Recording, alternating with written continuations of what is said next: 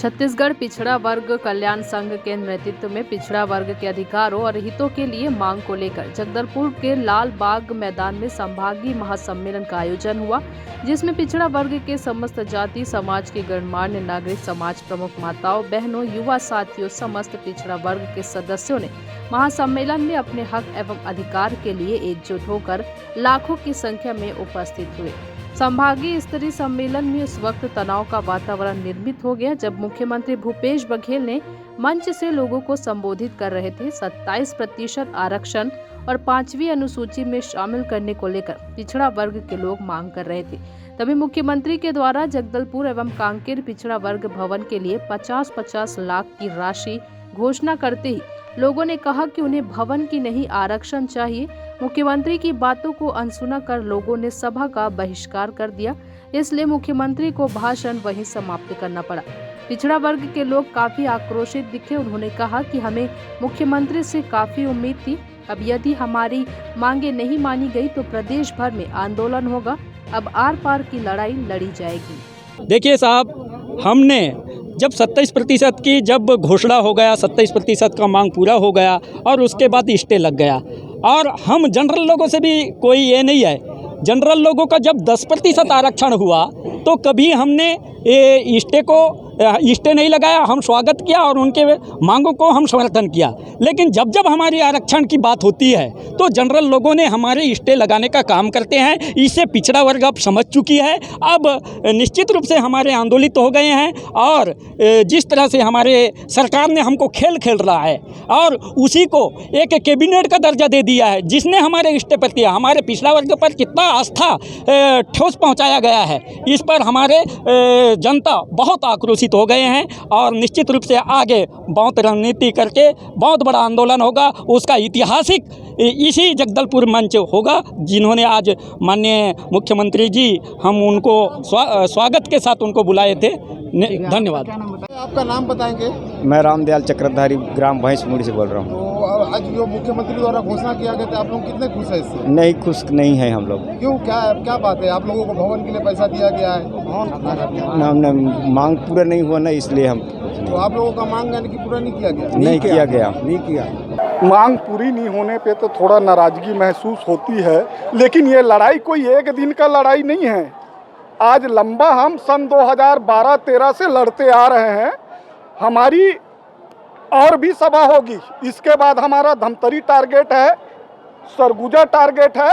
हमारी अगर मांग पूरा नहीं होती है तो पिछड़ा वर्ग आर पार की लड़ाई लड़ेगी, किसी के सामने झुकेगी नहीं।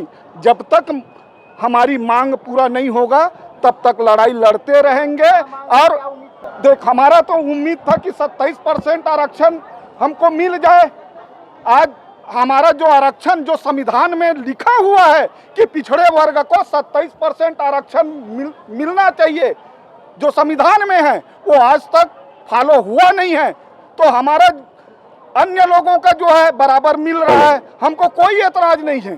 जो संविधान में है वो आप दीजिए, और नहीं दोगे तो रोड से लेकर, सड़क से लेकर, राजधानी से लेकर हम दिल्ली तक लड़ाई लड़ेंगे।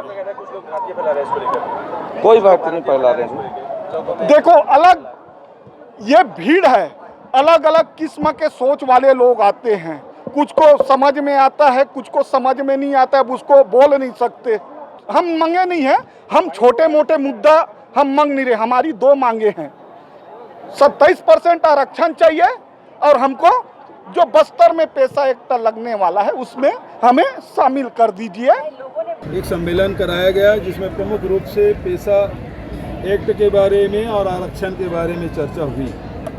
बहुत सारी भ्रांति पैसा एक्ट के मामले में है, उसे दूर करने की ज़रूरत है। जैसे जिस प्रकार से कहा, प्रदेश स्तर पर जो संगठन बनेगा उसमें पिछड़े वर्ग के लोगों को होना चाहिए, जबकि पैसा एक्ट में इस प्रकार की कोई व्यवस्था नहीं है। पैसा एक्ट में केवल ग्राम सभा ही प्रमुख है, और वहाँ जो फैसला होगा उसमें जो गांव में रहने वाले लोग हैं उसको समुचित अनुपात में उन लोगों को प्रतिनिधित्व मिलना है। दूसरी बात, जो आरक्षण की बात है, तो आरक्षण में हाई कोर्ट में जो क्वान्टिफाइबल डाटा है उसे एकत्रित हम लोग कर रहे हैं पटेल आयोग के द्वारा, और जैसे वो एकत्रित होगा हम हाई कोर्ट में प्रस्तुत करेंगे और वो आरक्षण का लाभ यहाँ लोगों को मिलना शुरू होगा। सर, आपके आश्वासन को देखकर जनता यहाँ से उठकर चले गई है। आप जब संबोधन कर रहे थे नाराजगी देखने को मिल रही देखिए, है। वो कुछ लोगों की ये मन में यही है कि इसमें कोई प्रदेश स्तर बहुत सारी भ्रांतियाँ हैं, इसे दूर करने की ज़रूरत है। बहुत अच्छी बात है कि यहाँ लोग अपनी बात कहे और उस बात को क्लियर करने की आवश्यकता है और उसे बताने की आवश्यकता है। सीधे सीएम बोल रहे थे यहाँ की जनता को, लेकिन क्या फिर भी ग्रामीण सही नहीं समझे सीएम की बात को? क्या सीएम पर देखिए, इसे समझाने की ज़रूरत है क्योंकि बहुत लंबे समय से पैसा एक्ट के बारे में चर्चा हो रही थी और इस कारण से अलग अलग प्रकार के अलग अलग स्तर में भ्रांतियाँ हैं। ये भ्रांतियाँ कौन फैला रहा है सर? बहुत सारे लोग हैं, जैसे कुछ अब वो तो खोजना पड़ेगा, लेकिन ये है वो कौन है उसे खोजने के बजाय अच्छा ये होगा कि लोगों के बीच जाकर उसे समझाने के। ये ग्राम सभा ही है, ग्राम सभा में पैसा कानून में ग्राम सभा सबसे मजबूत उसकी इकाई माना गया है और वहीं से गांव के बारे में सारे फैसले होते हैं। ये जानकारी हमको देना होगा। भवन देने की घोषणा की है आपने? अब बस्तर में भी और उसके बाद कांकेर में भी। सर, एक सवाल समन सिंह ने ये कहा है कि हारे की भी और जीते की भी। देखिए, मतदाता 12 तारीख को मतदान करेगी। भारतीय जनता पार्टी अभी परेशान क्यों हो रही है? और मुझे पूरा विश्वास है खैरागढ़ की जनता कांग्रेस के पक्ष में मतदान करेगी और वहाँ जीतेगी।